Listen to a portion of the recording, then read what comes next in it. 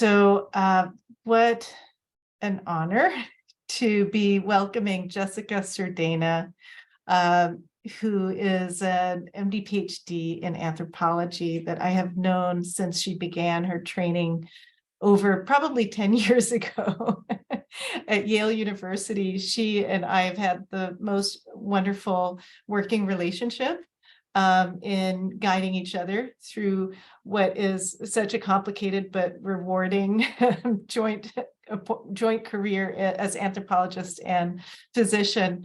But I have to say that Jess Sardana in her interdisciplinary work really takes the combination of social science and an in-depth understanding of social environment in interaction with how human bodies and minds develop, with the combination of that with a really deep commitment to patient care and clinical medicine to a whole other level. She is a biosocial scholar of the highest caliber, and is really combining different fields of knowledge in a unique way that very few others can do. She's just so effective in this. So now I'll get into the more formal part of her introduction. She got her PhD in medical anthropology from Yale in the medical scientist training program. And her research examines the biosocial underpinnings of health inequities, using scholarship and activism as tools for health justice. So this I can really attest to, that she is a superb scholar who also brings such a focus on justice and responsibility to the communities that she studies and serves.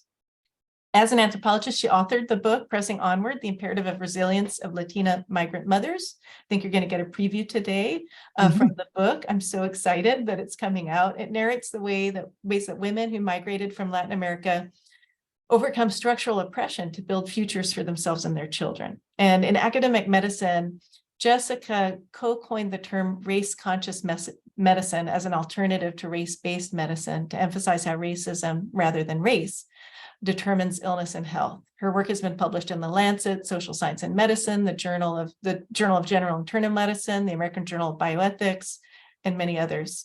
She's going to be graduating from medical school next month. So exciting. And starting her family medicine residency at Middlesex Hospital in Connecticut, where she hopes to continue her longstanding community connections. And she's going on to a career as a family physician anthropologist, working at the intersection of research, community-oriented primary care, and health policy. Thank you, Jessica, for joining us. Thank you so much. It is really such a blessing and really a full circle moment to be here, because as you put it very kindly and generously, to say that we've had a collaborative relationship over these years, but I really look to you to be a guiding star for me and who I want to be when I grow up. And for folks who don't know, I really kind of reached out to Dr. Hansen when I was trying to pursue this path. And it was kind of like like, hey, I just met you. This is crazy, but I want to do this MD PhD. And she was very kind and did not, entirely cast me aside. So I am really grateful to how she's stewarded me along this path. And also I really want to thank Ethel Rojas for coordinating and bringing all of the logistics together for that. Ethel and I go back to high school. Actually, we went to high school together, which is just a fun connection. And again, like I said, a full circle moment. And so what I want to share with you today is from my book, but this research goes from my longstanding community engagement and relationships from the clinical and the organizing side with migrant folks living in New Haven.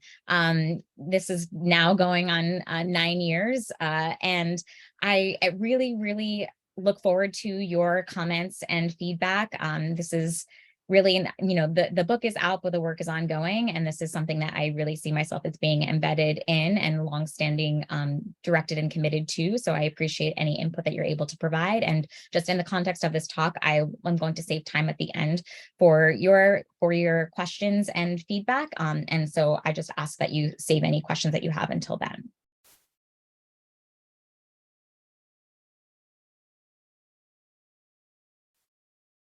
Miss, I'm very sorry. Lydia halted, her voice lacking the easy confidence of our earlier conversation. I'm worried that my details could be exposed, and the truth is very concerning, above all for the safety of my family. I reassured Lydia that her information would remain confidential and that she was welcome to share no more than she felt comfortable doing. In Honduras, my husband was a doctor. He worked for the Ministry of Health and for the Attorney General's office. He was a coroner in the area where we lived. Lydia began tentatively. What happened is that about a year ago, my husband began receiving anonymous letters at the door. After a couple of months, my husband moved us to a town about 20 or 30 minutes away, saying it would be closer to my work. But we were only there about a month when he tells me, look, my assignment has been changed and we need to move to the city. The city was about 6 or 7 hours away, and I asked myself, how could it be that we just unpacked the last box from our move a few days ago and now we have to move again? My husband said again that it was due to his job. So we moved and I found a new school for my son. And again, after about 4 or 5 months, I noticed my husband acting more strangely. He never said anything to me, but I could tell, and I would ask him about it, but he would never say anything. Until one morning, before going to work, he woke me up and said, look, I need to talk to you. That morning, he had found my car with the entire passenger side beaten in. And he had found a note that said, as much as you want to hide, we know where you are, and we know where your wife and your son are. The police said that they were going to protect us, but it never happened. No one was outside the house. No one knocked on our door to say, we're here in case of any suspicious activity. I mean, nothing. We had a tourist visa for the US that we'd received 3 years prior. And by the grace of God, we had no choice but to leave. We took one suitcase each. I didn't even say goodbye to my parents. Lydia and her family stayed with a relative for a few months while they settled in New Haven. Her husband took a job in landscaping to support them. In Honduras, my husband was a professional, a doctor. And now what does he do?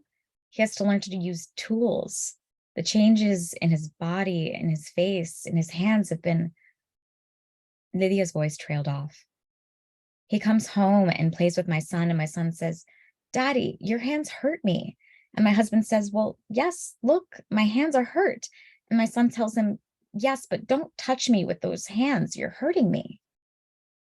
Lydia's family had applied for political asylum, but according to their lawyer, their case was complicated because they had overstayed their visas. Because of the COVID-19 pandemic, their case had not yet been processed when we spoke. We move around with the greatest caution, Lydia said, because we're already here. Illegal, you know? Lydia's story exposes the impact of sociopolitical violence in Latin America. Although some migrants leave their homes voluntarily out of a sense of adventure or to seek better opportunities, migration often results from the failure of the state to protect its citizens. In these cases, migration may be a life or death decision. State failure and violence in Latin America compel hundreds of thousands to flee each year. Latin American history is pierced by violence. From colonization, African enslavement, and indigenous genocide in the 15th through 18th centuries to political conflicts and brutal dictatorships amid state modernization in the 19th and 20th centuries, and social strife arising from state destabilization in the contemporary period. Each era of Latin American history features acts of inhumanity perpetrated by dominant social and political groups against subordinate ones. While this history of violence affects individuals and communities through historic and transgenerational trauma, in its current sociopolitical upheaval, including assaults and homicides, as well as weak social safety nets, these are the ones that most directly informs the decisions to migrate. This new violence reflects social disruption and the ways that gestures towards democratization have failed to meet the needs of citizens. Contemporary violence in Latin America erupts from a confluence of factors, including social inequality, poverty, drug trafficking, and judicial weaknesses and corruption. This violence reinforces existing social orders, maintaining the elevated status of wealthy landowning men. Although many consider state failure to be defined by civil war and this disintegration of state institutions, in Latin America, it is characterized by post-authoritarian, nominally democratic, but dysfunctional state institutions that citizens do not consider legitimate.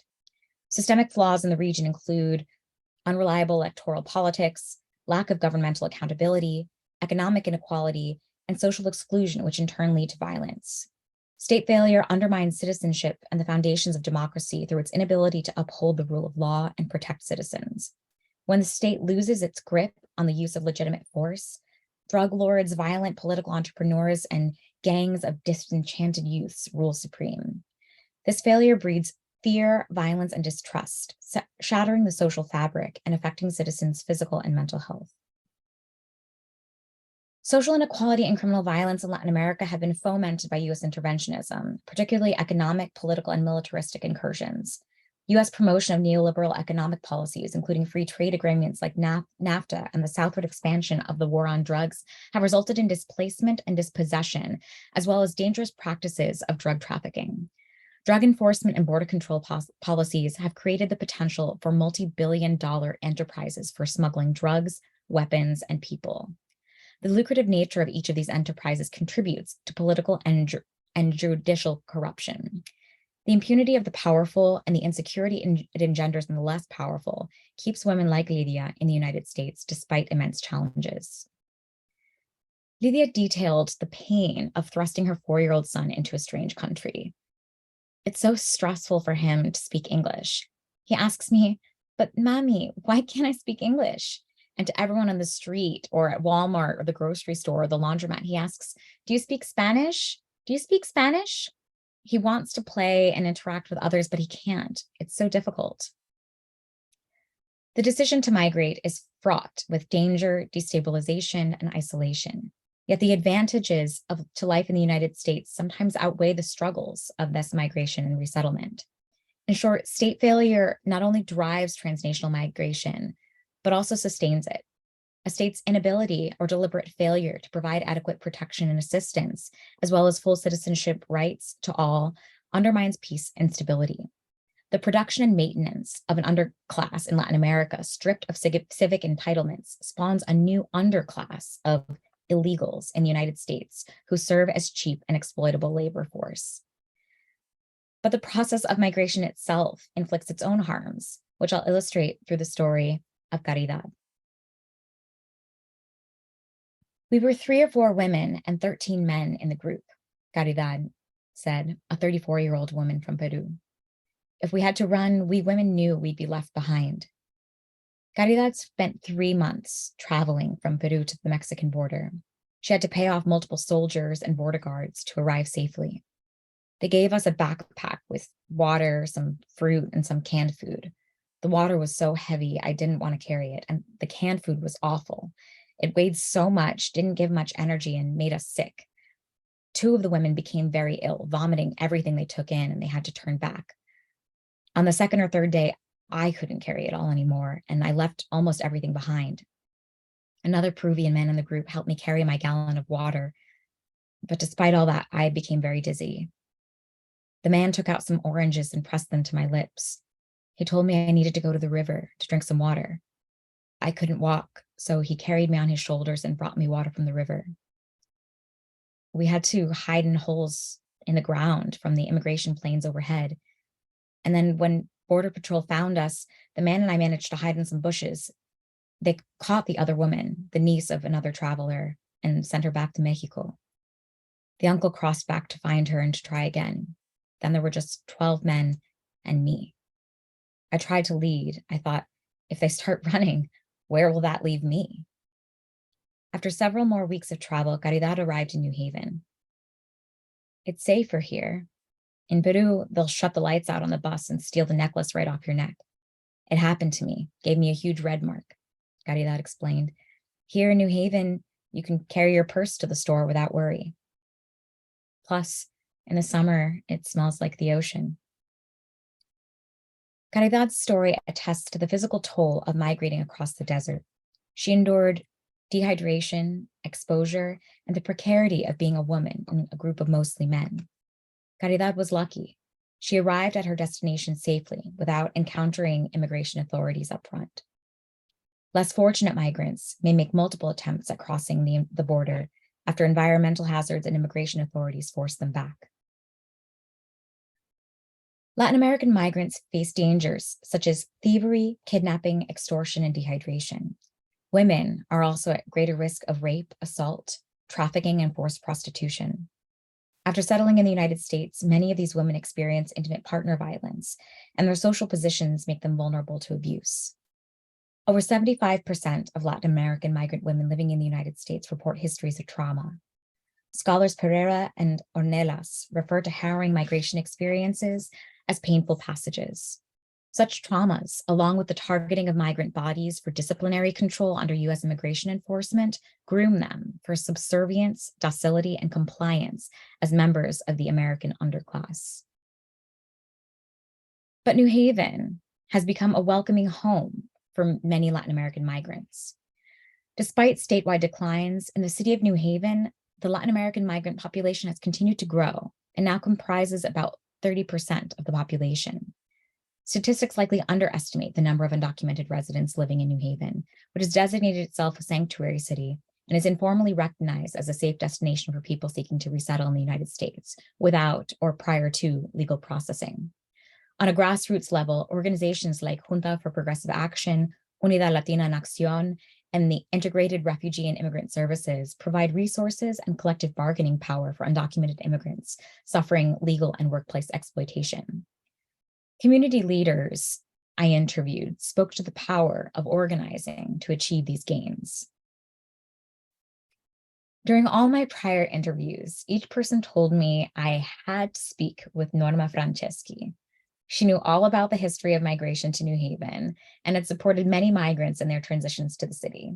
Her bodega on Main Street in Fairhaven had served as an informal social services hub when no other existed. I pulled up to Norma's home, a white ranch-style house with a neat front yard, on a Saturday morning. As I organized my notes and the bag of pastries I had brought, a slim figure appeared in the front doorway. "Pull over here, behind the house," a woman shouted from the door. "People drive like madmen on this street. They'll swipe your car." I followed her instructions and then gently tapped at the storm door. Inside, two small Yorkshire Terriers announced my arrival, yapping loudly and their tails whipping back and forth. In a moment, Norma appeared and ushered me inside. Her hair, once blonde and now almost entirely silver, was pulled into a neat bun. Her shoulders were hunched slightly forward. When we first got here, it was very difficult because nothing was in Spanish. You went to the hospitals, and at the hospitals, there were no interpreters, no Hispanics. Norma migrated to the United States with her husband in 1971, just a few years before a military junta took over Argentina in a coup d'etat. Their haven was all Italian. There was only one single Spanish business, Norma told me. At the time, most Latinx residents, then predominantly Puerto Rican, lived in the Hill and in rural areas surrounding New Haven. Norma added that no Central or South American products were available because at that time, the only Hispanics were Puerto Rican, but the Puerto Ricans did not live in New Haven. The Puerto Ricans lived in Guilford because in Guilford, they harvested tobacco. Puerto Rican migrants were the first to establish a social and cultural hub in New Haven, building churches, clubs, and community groups dedicated to health and education. But in the late 1980s, the demographics of New Haven began to shift. Now you had an undocumented population, former Mayor John DeStefano told me. Unlike the Puerto Rican community, they did not want to play prominent, visible roles because of their immigration status.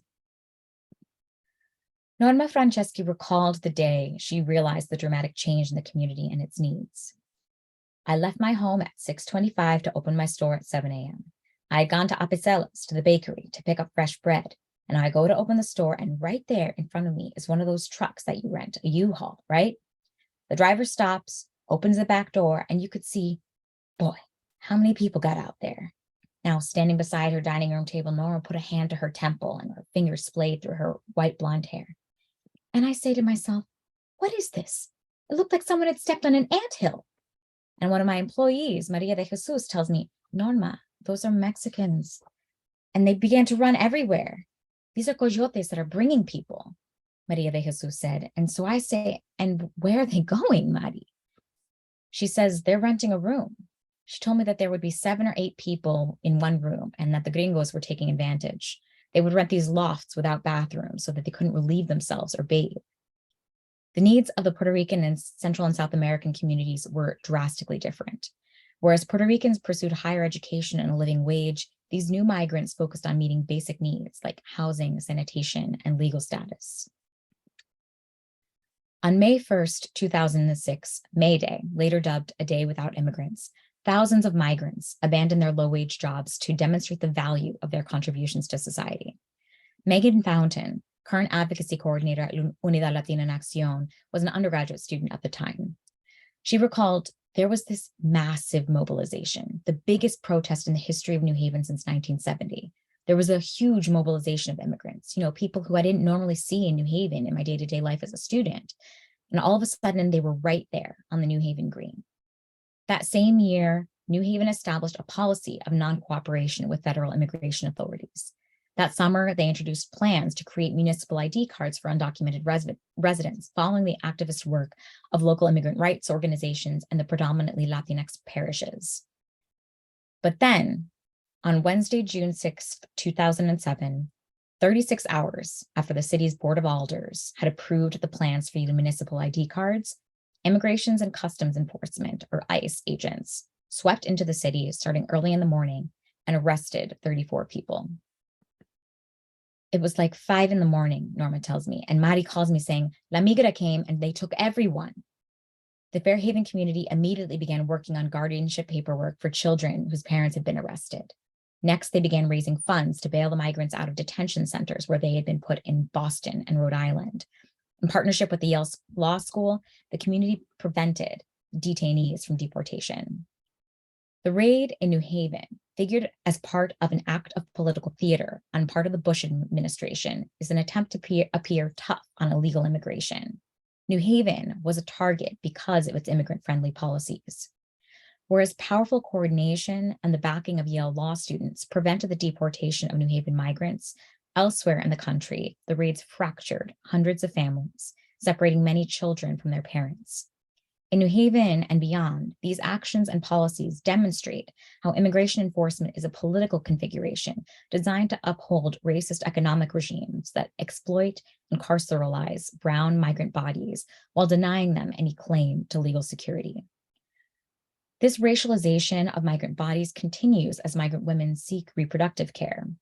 I describe how the racial power dynamics by which predominantly white providers treat Latina birthers, what I call the prenatal color line, and how this sets the stage for harm, as was the case for Celia. Last Saturday, the pain started. I went into the hospital, but there was no space for me yet. Celia related the beginning of her traumatic birth story with calm resignation. Her older son had been born via C-section. As per her medical records, she had an unknown uterine scar, meaning she did not know, and her obstetricians in Ecuador had not documented where her uterus had been cut. Despite this, Celia consented to a trial of labor after cesarean, TOLAC, 3 months prior to her delivery. In the morning when Celia arrived at the hospital, she had already begun bleeding. She told me, I had started bleeding, that's why I went in.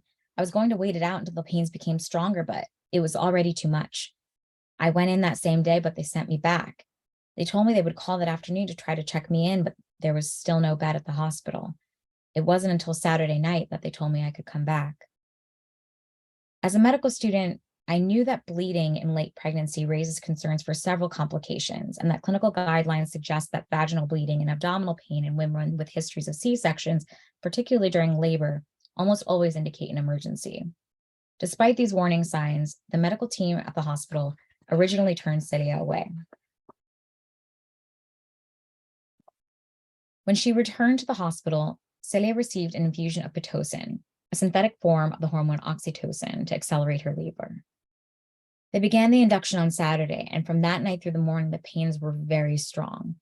In the morning, they gave me stuff for the pain, so I had a lot of strong medicine in me, but I told them I couldn't take the pain anymore. The next step, they said, was to inject my back, the medicine they give you when you're going to have a C-section, and it was only with that medicine that I was able to endure the pain. Then around 4 p.m, the baby was still in there and he wasn't coming. Many hours had passed and I was not dilating normally. I tried pushing, but now there was no way for him to come down. And by that time it was too late and the pains were so strong that I was just like, I can't take it anymore. I don't remember very well, but they were telling my husband that my pain could be because my wound was opening. So they took me away to the operating room in about 10 minutes. They gave me the full anesthesia. And then they realized that The wound had opened, and that was why my belly had grown so much. Something was wrong with my uterus. The operation was no longer a normal operation, a normal C-section. They had to reconstruct something, and it became much more tedious. Celia had suffered a lateral extension of her original uterine incision, or a broad stretching of the scar that tore open her uterus. Not only this, but both of her uterine arteries, the major vessels that supply blood to the uterus, had ripped open. The obstetrician also noted that 4 centimeters of her uterus had thinned so much that her son could be seen through the tissue. Celia's red blood cell volume had dropped to a dangerously low level. She received 2 units of transfused blood.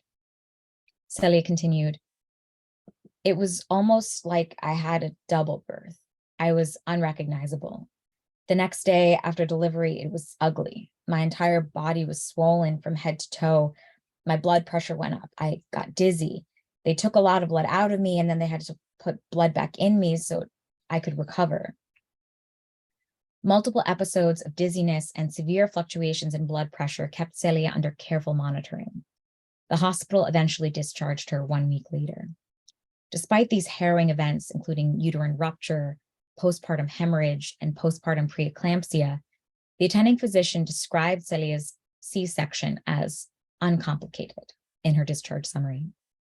The oversimplified label of Celia's C-section as uncomplicated, the medical blunders that occurred during her birth, and her questionable first C-section highlight how obstetric racism takes this dual form of disempowering women both through inadequate care and unwanted intervention. Her experience illustrates how multiple times she came up against a color line that excluded her from respectful and responsive treatment due to her embodiment as a Latina migrant. First, Celia was a women's center patient, a label that is often assigned in a derogatory tone. In other words, Celia came from a safety net clinic and lacked insurance. This, coupled with her inability to speak English fluently, likely contributed to the delay in her admission for labor. Within this care model, as with many other safety net prenatal clinics, patients see a variety of providers for their prenatal care, including midwives, physician assistants, and rarely obstetricians, and then give birth attended by whomever is on call at the time, usually a resident physician who is still in training. Celia had no one who could advocate for her. When she called the hospital describing her early labor pains and bleeding, no dedicated provider could follow up and urge her admission. Even if one of her clinic providers had been on call at the time, none of them spoke Spanish and thereby did not fully appreciate the nuance of Celia's experience. Celia lost precious hours, likely during which her uterine tear worsened. Second, at several points, providers underreacted to Celia's complaints of pain. Celia raised concerns of severe pain Saturday night and received no relief until the following morning. The American College of Obstetrics and Gynecology states that maternal request is sufficient medical indication for pain relief during labor, and yet Celia suffered hours of pain without medication. Celia also initially received an opioid medication generally disfavored for labor pain given its lower effectiveness relative to an epidural and an increased risk of fetal heart rate and respiratory depression and neurobehavioral changes in the newborn. Eventually, Celia received an epidural and her labor slowed. And during these agonizing hours, this prenatal color line extended Celia's suffering. Celia's bleeding, severe pain, decrease in uterine tone, and history of prior C-section should have raised red flags for uterine rupture. And although it's impossible to know exactly how she advanced through this course of care, her experience raises concerns for racial biases and perception of pain and the facility of childbirth. Patients of color, Black and Brown patients, across care settings consistently receive lower quality pain care and are less likely to receive opioids for severe pain. This reality may reflect common racialized beliefs, particularly about Black patients, of their possessing thicker skin or less sensitive nerve endings. I often heard providers at the Women's Center speak about how healthy Latin American patients were and how they rarely needed epidural anesthesia. Such efforts are likely well-intended, trends favoring empowered natural births, and benchmarks for reducing C-sections at facilities to 15% or below to reduce unnecessary surgeries and complications may encourage providers to recommend against epidurals and C-sections. And yet, Black and Latinx pregnant people are more commonly report stressful birthing experiences and disregard for their preferences. Third, Celia was engrafted into a system of biomedicine that views women, particularly poor women, as pathological possessors of unruly bodies. In their medical notes, Celia's providers state that she failed Tolak and did not labor, characterizing Celia's body as uncooperative and negating her experience of labor pains lasting more than 24 hours. The reason for her C-section was listed as the head of the baby was big and it never fit, disregarding the truth of her uterine abruption and the concerning clues of vaginal bleeding and prolonged labor. The medical team attributes the emergency surgery to the anatomy of Celia and her baby, rather than to an expected complication of birth following prior C-section. In this way, the prenatal care color line formed by the racial medical hierarchy enforced essentialist stereotypes of Latina reproduction upon Celia's body, characterizing it as unruly yet obstetrically hardy and at fault for its traumatic outcome. Celia's distinctive medical history and presentation were flattened based on her status as a poor Spanish-speaking Latina women's center patient. And clinicians scaled her assessment of risk to their default for these obstetrically hardy, poor women that they imagine desire or deserve fewer medical interventions. Such presuppositions of health or implicit minimization of risk for Latina mothers may contribute to harmful and even life-threatening biases in care practice. Finally, providers, both in Ecuador and in the United States, failed to afford Celia respect for autonomy, violating the first principle of biomedical ethics. Celia had birthed her first child via C-section for reasons that were unclear to her. This experience echoed those of many of my interlocutors who reported histories of C-sections in their home countries that were either scheduled early in their pregnancies, thrust upon them, or ordered for unclear reasons despite their insistence against them. Although some Latin American and Latina pregnant people may opt for C-section, they're often funneled through this medicalized path without full knowledge of its implications or active participation in the process. As such, pregnant people like Celia agree to this massive abdominal surgery, not understanding whether it was truly medically indicated or how it might affect their future birth plans. Over-medicalization, as with denial of necessary medical care, increases risk for adverse reproductive health outcomes and disproportionately harms Black and Brown birthing people. Such disempowerment constitutes a form of transnational obstetric violence that follows migrants as they journey across borders. When Celia consented to Tolak despite her unknown uterine scar and unclear obstetric history, she did not have the details needed to make an informed decision about her birth plan. Her vulnerability, considering this incomplete clinical picture, should have entitled her to even more cautious communication about her options during her prenatal care and timely response to her concerns at the time of her birth. Instead, Celia found herself desperately confused, her request denied, and clinging to her own life, let alone the life of her newborn. Here, the obstetric racism enforced by the prenatal care color line endangered and dehumanized Celia. Her traumatic birth highlighted her treatment as an undeserving, poor, obstetrically hardy Latina woman, despite the particularities of her medical history, revealing the bipartite structure of obstetric racism that deprives women of agency by denying them care when they need it and forcing care upon them when they do not fully consent. I found myself in awe of these women who, despite racism, immense economic adversity, and limited social support, seemed astonishingly okay, despite such harrowing traumatic histories. As a mother who found raising a young child challenging, even with a dual income partnership and familial support with childcare, I was humbled by the mental fortitude that these women exhibited. And comparing my situation with theirs prompted me to reflect on conventional understandings of resilience.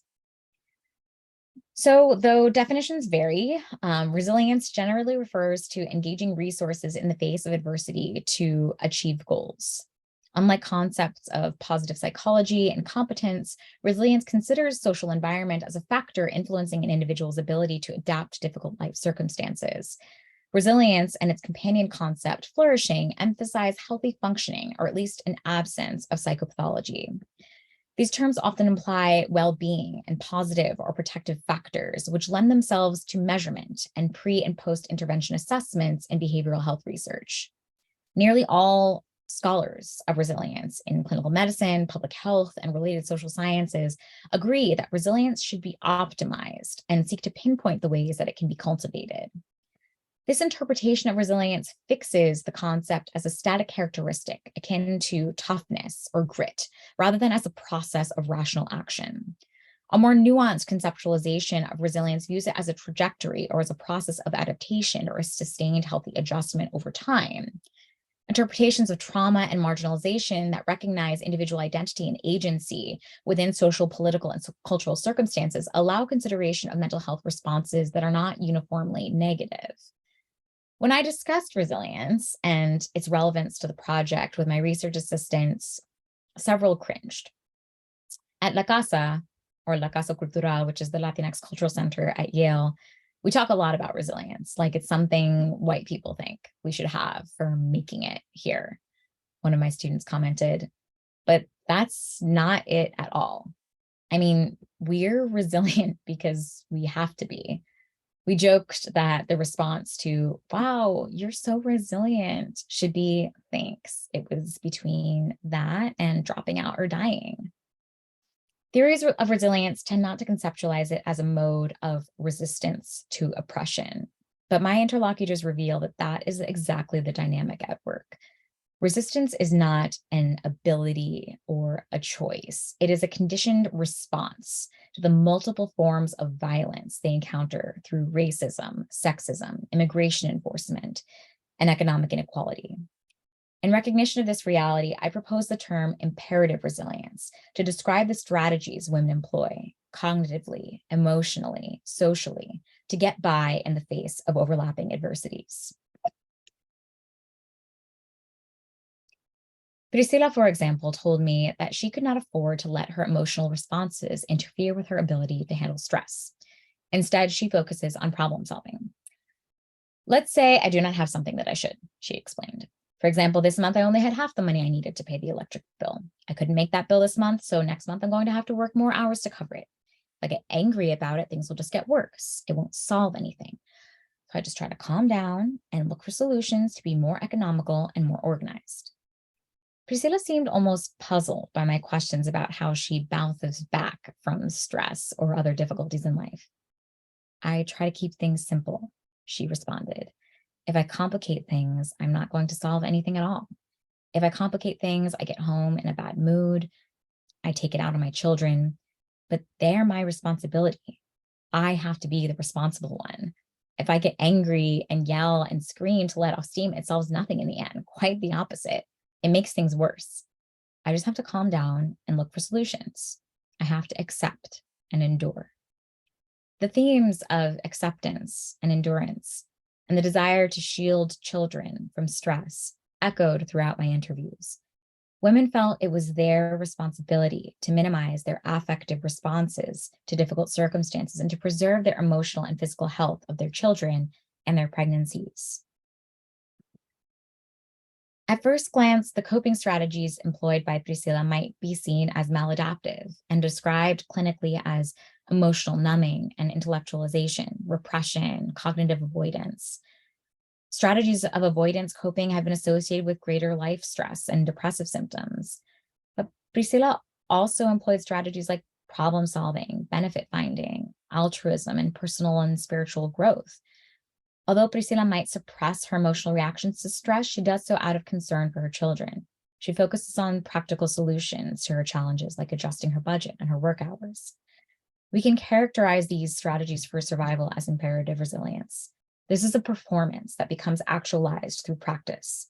The necessity of suppressing negative emotions, emphasizing the positive, and strategic problem solving reflects not an inherent grit or toughness, nor special access to material and social resources. Rather, it arises as a form of opposition to social injustice, a way of summoning personal and social capacity to fill the voids left by society. You might have gathered that throughout my book, I use this metaphor of the monarch butterfly to kind of capture and illustrate the experiences that women go through throughout their lives and how it narrates some of what they conveyed to me. And I want to bring you into that right now. Monarch butterflies with just a 3 to 4 inch wingspan travel 50 to 100 miles a day during their migration, flapping their wings 5 to 12 times per second. As the days shorten and the temperatures drop in their breeding areas across the United States and Canada, their primary source of food, milkweed, disappears. The butterflies overwinter in the mountains of central Mexico, shielded by oyamel fir trees whose microclimate protects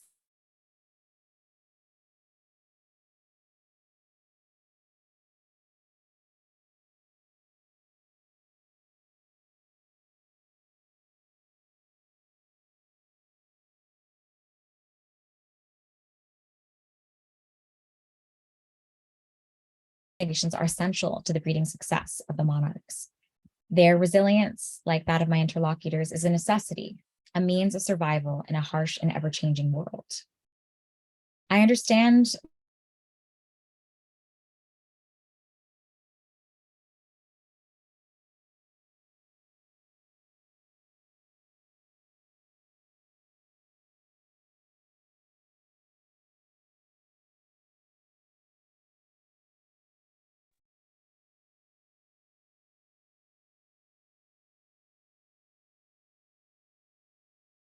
okay. There we go. We hear you again. We lost you for a minute. I'm not sure what happened there. Scholars have emphasized the need to examine how the fabric of society impacts individual mental health trajectories, and further conceptualize resilience as a sense of meaning making that orders the world and give coherence to past, present, and the future. And instead of ascribing resilience to the social environment, I think it's important to recognize it as a form of psychosocial rebellion against oppressive structures. Women summon religious beliefs, self-conceptions of strength, and altruistic concerns for their families to fight against social and environmental subjugation, to seguir adelante, or press onward.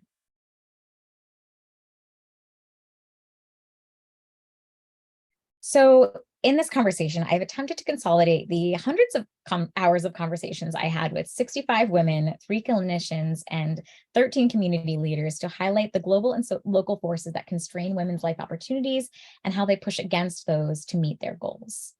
I want to emphasize a few points.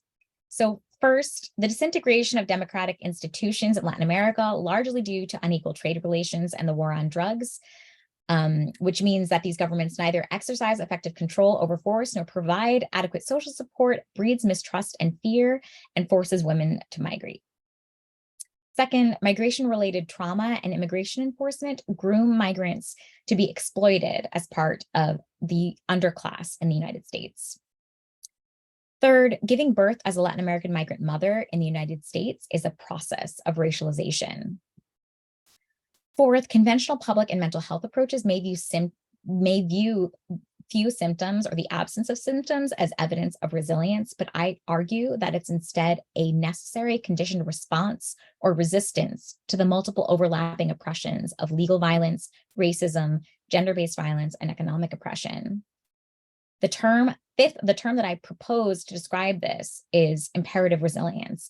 And that characterizes the cognitive, social, and emotional strategies that women use to get by in the day-to-day, to seguir adelante, or press onward.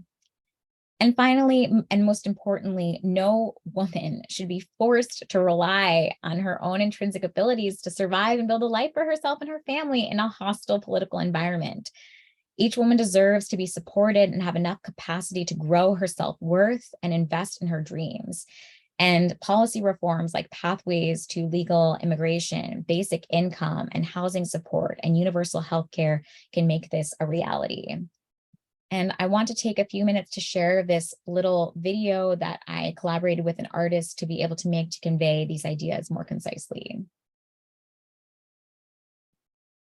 When the weather turns and the milkweed wilts, monarch butterflies lift their wings and embark on a perilous migration from the United States to Mexico in search of nectar. In the face of deforestation and climate change, they journey for their survival and for the survival of their offspring. Theirs could be a story of suffering, but I see it as one of power and persistence. Like the monarchs, mothers who migrate from Latin America to the United States face extreme obstacles. They craft their futures and the futures of their children despite devastating inequality, harmful politics, and a global pandemic. They too can be seen as sufferers. Instead, I see resistance. I call this imperative resilience, a strategic approach to push onward, or seguir adelante. Imperative resilience sounds like Adelina telling me, whenever something seems stressful, I just don't think about it. I'm just like, there's going to be another day when you can make it better. Or Elvira explaining, you just have to accept it and adapt. Create something nice out of it so you don't have to focus on the bad. It looks like hand-picked partnerships that provide the support mothers need to fulfill their family's goals. It feels like a spark when that moment of prayer or spiritual song carries a message from God. It echoes through the wisdom passed on by mothers and grandmothers to help their daughters dream bigger. But just like a cold snap shocks the monarchs, the COVID-19 pandemic devastated migrant mothers. These women lost work and shuttered themselves at home to protect their children. They watched loved ones contract the virus and die. As Jacqueline puts it was like a trauma. I was afraid of what would happen if I got sick. For 3 months, I didn't go out at all. We kept hearing about people dying. Women like Jacqueline need the essentials like food, diapers, and healthcare. They need protection against domestic violence and a clear pathway to citizenship. Policymakers must build a more nurturing home for these migrant women. In New Haven, Connecticut, a longtime refuge for migrants, children build monarch way stations where the butterflies refuel during their long migration. Like the monarchs, we do not have to force migrant women to suffer or starve. We can work together to create a more nourishing and equitable home for our neighbors.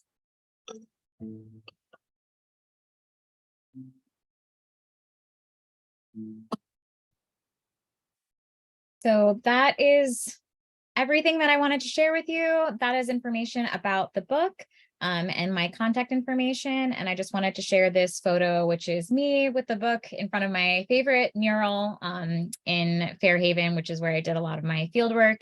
And it says, we rise by lifting others, or nos elevamos cuando elevamos a otros. And that just speaks to the power of community, which has been a driving spirit for all of my work. And it is a blessing to be in community with all of you. And with that, we have about 8 minutes for questions, I believe.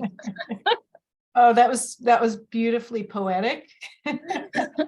The video, wow, that just really kind of captures everything. And I see comments in the chat along those lines.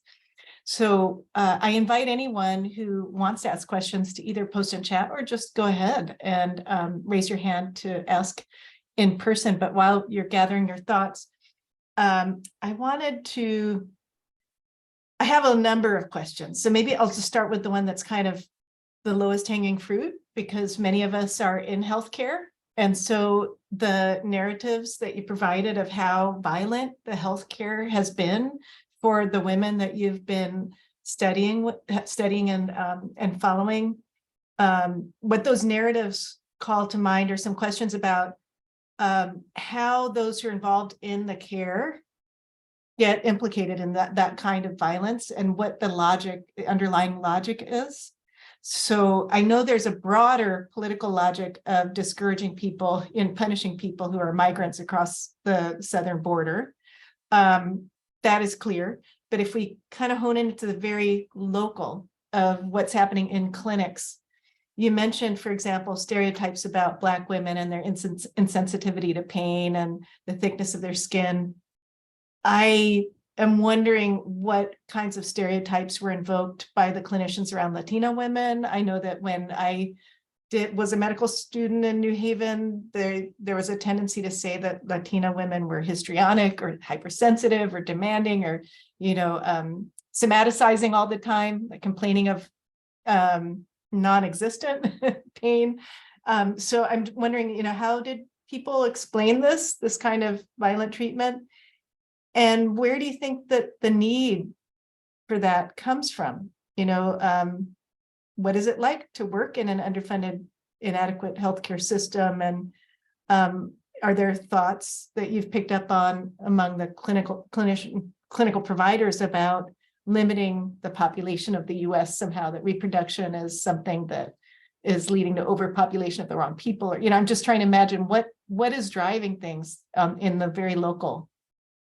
Yeah, so you speak to a lot of the things that I did not get to touch on here, which are so important and valuable. But I think that a lot of the stereotypes about Latino women in the reproductive care setting in particular center on this idea that Latino women are hyperfertile, they give, birth all the time, like, oh, like, don't even bother, she's just going to be here next year. And it's actually really fascinating because the prenatal care program where I met a lot of women actually, covers prenatal care, only prenatal care, and does not cover any form of birth control, including in the hospital. And there were all these like very harmful stereotypes about, these women kind of, again, like taking advantage of this program, trying to get like other health benefits, because a lot of social services were kind of rolled into the program. Like they would be able to talk with somebody from Head Start, they would be able to talk to a social worker. And that often led to kind of like different other kind of, programs that they would be able to be connected with. And, like people had this idea like, oh, they were getting pregnant to be able to take advantage of these other things. And, every woman who I spoke to, had a like very mindful, thoughtful reproductive plan for themselves. Like they, most women said that they wanted, fewer than 3 children. And if anyone had more than that, it was mostly because either they had failed birth control or they were in kind of like more controlling relationships where like they did not really have the option to kind of make these decisions for themselves. And it was interesting to see this kind of like tension and dynamic. And it's all interesting that you speak about kind of how like the role of implicating clinicians in this, because when I worked with the clinic that I did the majority of my recruitment from, I was like, I'm going to be doing this work with you. What do you want from this research? And they said, like, we want to know how we can be better providers for this community. How can we provide, quote, trauma-informed care? And when I was kind of presenting these findings, like this was something that they recognized was happening on a broader scale, but like when it came to the individual interactions was something that no one could really feel like they could own up to. It was almost like, racism without racists. Like it was like no one could really kind of say like, oh, I see how I participate in this. And I think that also speaks to how really the design of our healthcare system, where it is an apartheid, where you do have there's only one clinic where these women could go. Like there's only one clinic that, is this safety net where, if you come from that clinic, you're stigmatized, you're labeled as a women-centered patient. Like they're, that people know that the patients who are coming there, are poor, like they don't have insurance or they do only have Medicaid. So it's all automatically like priming people to see the worst in them. And it's just, it's dredging up kind of like the most negative, harmful biases. And when people are overtaxed and overworked and underpaid and in this space where their ability to kind of practice meditatively and, and in a cognitively mindful way that would summon the most of their empathy, like they're not in that place. So I think that it creates an environment where people are going to, act in a way it is not ideal. So I think that I really do see it to be kind of like a structure of the healthcare system, and that kind of brings out the, less flattering sides of any person. Thank you. I see Mnet has a question. Thank you. Thank you so much, Jessica. I'm in geriatrics, and we recently had a grand rounds where we processed your paper in the Lancet on race and moving towards race-conscious medicine, and just the importance of just the work that you are putting out and how important it is in just shifting the way that we practice and the way that we do our work. I so appreciated your definition of imperative resiliency and what that all means in real time, right? As we navigate the world and the complexity of the world. And one person that does a lot of work in resiliency, not in academia, is someone in the activist world, Prentice Hemphill. And a recent definition that I heard on resiliency is that it is a way of being in a more expanded way with the bigness of life and the way of life. And that it's a way of being in a more expanded way with life, which really lands with what you're describing too. And in that the resistance is a part of it, but the resistance is not all of it. And that it is on just being a part of the bigness of life. And so just so appreciate it.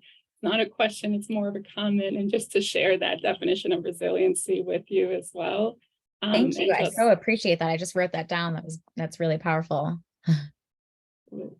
Thank you so much. And I see there are other questions. Sadly, we're at the end of our hour, but I've encouraged the questioners to send their questions to you or to me, and I can relay them to you. But what a fantastic talk, book, video. Really amazing to see everything that you're putting out there. And clearly it's having an impact on our field. So thanks again, Jessica. Thank you so much. This is really an amazing opportunity. Have a good one. Thank you. Thanks for joining us, everyone. Thank you. Getting lots of claps.